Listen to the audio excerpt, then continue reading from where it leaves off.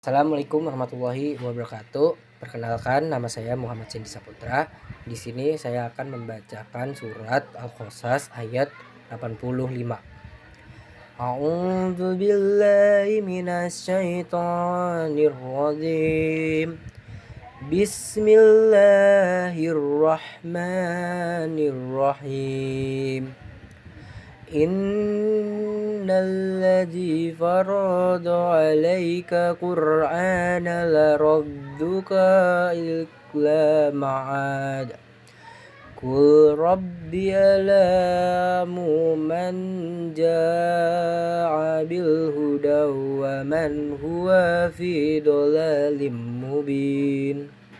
Yang artinya, sesungguhnya Allah yang mewajibkan engkau Nabi Muhammad untuk menyampaikan dan berpegang teguh pada Al-Quran yang benar-benar akan mengembalikanmu ke tempat kembali. Katakanlah, Nabi Muhammad, Tuhanku paling mengetahui siapa yang membawa petunjuk dan siapa yang berada dalam kesesatan yang nyata.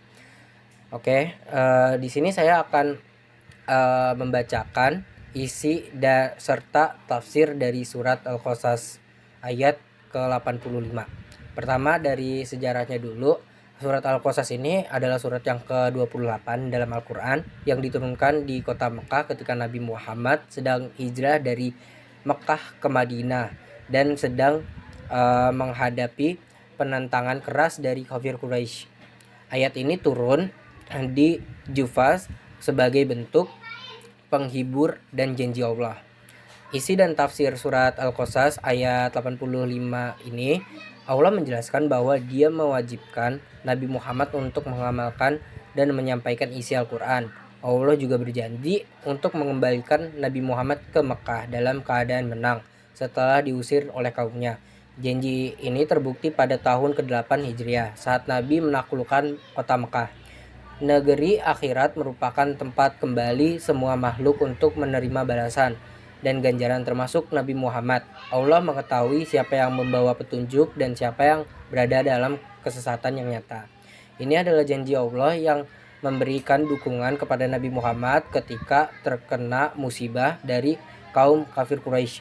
Oke, di sini ada dua tafsir yang menjelaskan bahwa tempat kembalinya Nabi Muhammad itu adalah Mekah. Namun di tafsir yang lain itu dibuktikan, diasumsikan bahwa tempat kembalinya Nabi Muhammad juga berupa kematian atau kembalinya ke surga, seperti tafsir tahlili pada ayat ini.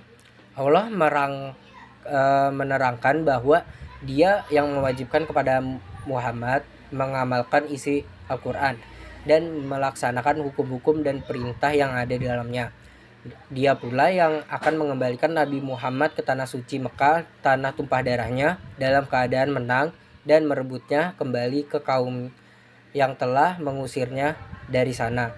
Nabi Muhammad kembali ke Mekah dengan satu kemenangan besar bagi kaum muslimin. Karena dengan demikian ia dapat mengembangkan Islam dengan bebas dan dapat menekankan kehendak kaum musyrikin.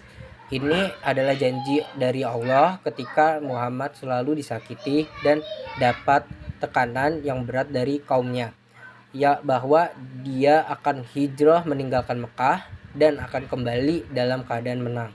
Selain kembali ke Mekah, ada yang berpendapat Allah mengembalikan Rasul kepada kematian atau kembalinya ke surga. Sebagai firman Allah yang mengatakan, "Wahai Muhammad," atau katakanlah, "Wahai kaumku, berbuatlah menurut kedudukanmu, aku pun berbuat demikian. Kelak kamu akan mengetahui siapa yang akan memperoleh tempat terbaik di akhirat nanti. Sesungguhnya orang-orang yang zalim itu tidak akan beruntung." Surat Al-An'am ayat 135.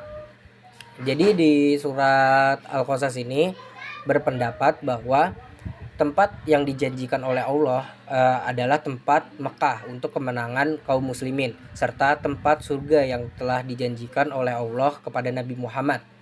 Oke, di sini saya akan membacakan atau menganalisis tentang tajwid yang ada dalam surat Al-Qasas ini. Nah, di sini pada gambar ini saya sudah menganalisis beberapa tajwid yang ada dalam ayat ini. Yang pertama itu ada gunnah yang ada pada kata inna, terjadi karena nun bertasydid. Cara bacanya dibaca dengan mendengung selama 2 harokat. Lalu yang kedua adalah qalqalah pada kata la radduka, itu terjadi karena huruf qalqalah do dalam keadaan sukun. Cara bacanya dibaca dengan bunyi bergema ringan pada huruf do yang bertasydid. Lalu kemudian ifa terjadi pada kata manja, nun mati bertemu dengan huruf ikhfa, dibaca samar dengan mendengung pada huruf nun sebelum bertemu dengan ja. Lalu kemudian keempat ada idgham bila guna. Ini sama terjadi pada manja, yaitu terjadi karena nun mati bertemu dengan huruf idgham bi guna ja. Cara bacanya dibaca lebur dengan mendengung pada huruf nun sebelum bertemu dengan ja.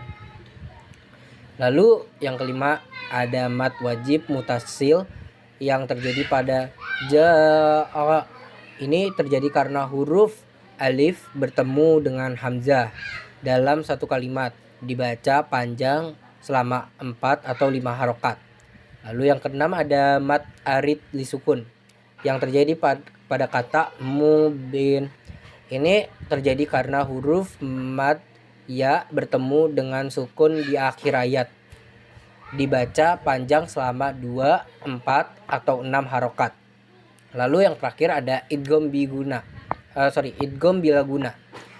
Ini terjadi pada kata robbi yang terjadi karena nun mati atau tanwin bertemu dengan huruf idgham ro. Cara bacanya dibaca lebur tanpa mendengung pada huruf nun, pada huruf nun pada huruf ba sebelum bertemu dengan ro. Nah, itu sekian dari analisis saya, kurang lebihnya mohon maaf. Wassalamualaikum warahmatullahi wabarakatuh.